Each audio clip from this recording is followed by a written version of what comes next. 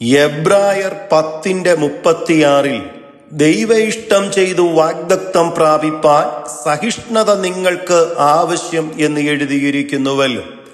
ദൈവം നൽകി തന്നിട്ടുള്ള വാഗ്ദത്തങ്ങളുടെ നിവർത്തിക്കായി കാത്തിരിക്കുന്ന കർത്താവിൽ പ്രിയ സഹോദരങ്ങളെ, ദൈവ ഇഷ്ടം ചെയ്തെങ്കിലേ വാഗ്ദത്തം പ്രാപിക്കുവാൻ സാധിക്കുകയുള്ളെന്നും അതിന് നമുക്ക് സഹിഷ്ണുത ആവശ്യമാണെന്നും ഈ വാക്യം വ്യക്തമാക്കുന്നുണ്ടല്ലോ.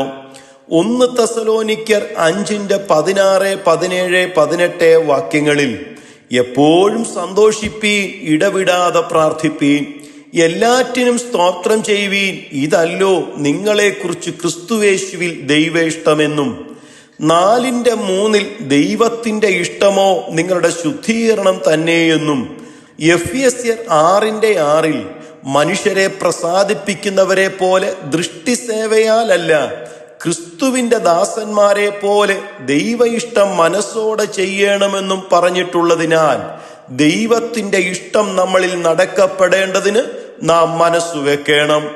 2 കൊരിന്ത്യർ 1:20 ദൈവത്തിന്റെ വാഗ്ദത്തങ്ങൾ എത്രയുണ്ടെങ്കിലും അവനിൽ ഉവ്വ് എന്ന് അത്രേ എന്ന് എഴുതിയിരിക്കുന്നെങ്കിലും അത് പ്രാപിക്കുവാൻ സഹിഷ്ണുത നമുക്ക് ആവശ്യമാകുന്നു.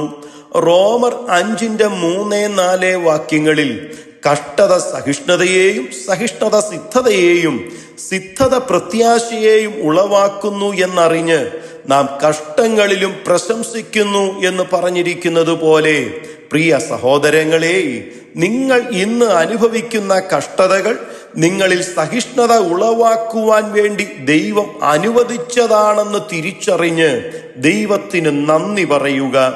നമ്മളുടെ കർത്താവായ യേശുക്രിസ്തു ഇന്നും ജീവിച്ചിരിക്കുന്ന നല്ല കർത്താവായി നമ്മളുടെ കൂടെയുള്ളതിനാൽ ദൈവം നമുക്ക് നൽകി തന്നിട്ടുള്ള വാഗ്ദത്തങ്ങളെ പ്രാപിക്കുവാൻ ദൈവത്തിന്റെ ഇഷ്ടം ചെയ്തുകൊണ്ട് സഹിഷ്ണുതയോടെ നമുക്ക് കാത്തിരിക്കാം.